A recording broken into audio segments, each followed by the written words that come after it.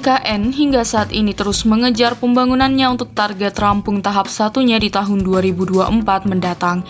Sampai saat ini sejumlah proyek seperti jalan, jembatan, bendungan, bangunan-bangunan kantor hingga istana presiden juga rusun pekerja konstruksinya tengah dikebut pembangunannya. Di video yang lalu, kami membahas terkait bangunan super tinggi Indonesia, yakni Autograph Tower di area Tamrin 9, Jakarta Pusat, yang telah resmi menjadi yang tertinggi di Indonesia dengan ketinggian mencapai 382,9 meter. IKN tak mau kalah, dikatakan bahwa di ibu kota baru Indonesia tersebut direncanakan akan juga dibangun sebuah super tol bernama Tower BUMN setinggi 700 meter. Adapun ketinggian tersebut akan mengalahkan Autograph Tower dan super tol tertinggi di Asia Tenggara, yakni Merdeka 118 di Malaysia yang setinggi 678,9 meter. Menjadi masa depan negeri, IKN tentu dibangun dengan konsep yang besar dan tidak sembarangan. Salah satunya adalah membangun sebuah bangunan seperti gedung. Baru-baru ini, tepatnya pada 6 Februari 2023 lalu, terjadi bencana gempa bumi hebat di Turki bermagnitudo 7,8, menyebabkan banyaknya bangunan runtuh. Disebutkan bahwa hancurnya banyak bangunan akibat terdapat kelalaian dalam pembangunan. Sejumlah kontraktor di Turki pun ditangkap. Dikatakan ada 130 lebih orang yang dianggap bertanggung jawab terkait konstruksi bangunan-bangunan yang runtuh saat gempa. Diberitakan bahwa gedung-gedung yang hancur adalah kebanyakan berusia 20 hingga 30 tahun dan beberapa juga ada yang baru saja selesai pembangunannya. Meskipun gempa yang menimpa memanglah sangat kuat, banyaknya korban jiwa akibat bangunan yang runtuh membuat orang-orang di Turki juga menyalahkan konstruksi bangunan yang dibangun dengan lalai sehingga mudah goyah. Di Indonesia sendiri, bencana gempa juga terbilang cukup sering terjadi bahkan sampai yang meruntuhkan bangunan. Pada 2022 kemarin, Kementerian PUPR bahkan sempat meluncurkan buku peta deagregasi bahaya gempa Indonesia untuk perencanaan dan evaluasi infrastruktur tahan gempa.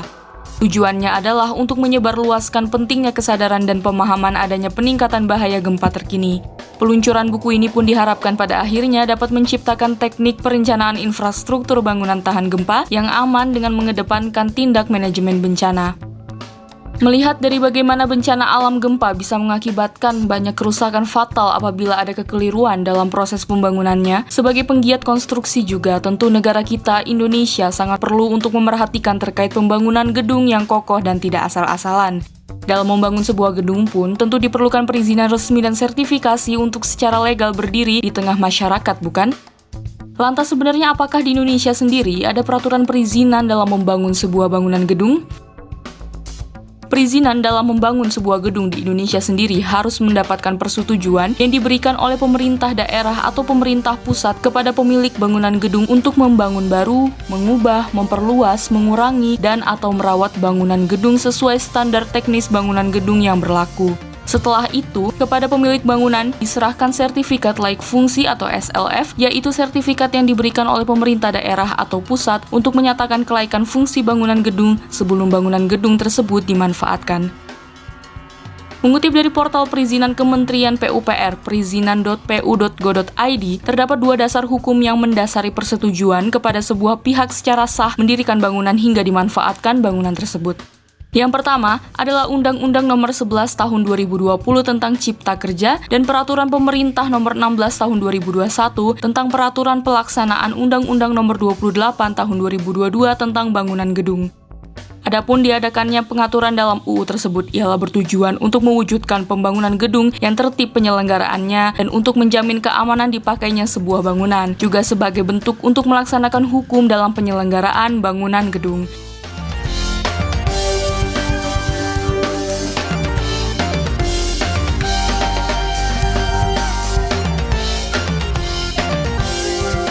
Untuk itu, semoga Indonesia dalam setiap penyelenggaraan pembangunannya dapat selalu mementingkan keselamatan serta keamanan pembangunan agar masyarakat dapat menggunakan bangunan dengan rasa aman dan juga dapat meminimalisir terjadinya kecelakaan dalam bencana akibat kelalaian konstruksi.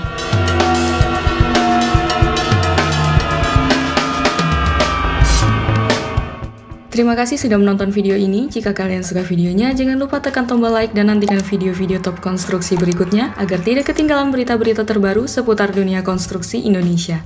Salam konstruksi!